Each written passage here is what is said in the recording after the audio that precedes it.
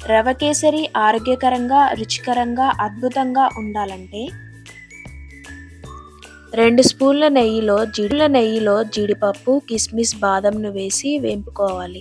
ఆ తర్వాతకి అదే నెయ్యిలో 1 కప్పు గోధుమ రవ్వను వేసి లో ఫ్లేమ్‌లో మంచి వాసన వచ్చేంత వరకు వేపుకోవాలి. వేపిన రవ్వలో 3 కప్పుల పాలను పోసి రవ్వ ఉడకనివ్వండి.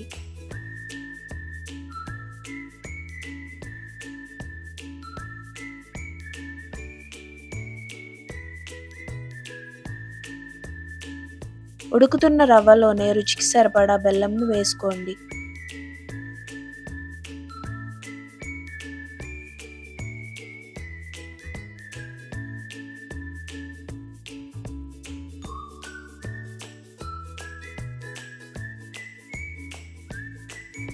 రవ్వ దగ్గరికి ఉడికినాక చిటికెడు ఉప్పు, చిటికెడు యాలకుల పొడి వేసి కలపండి.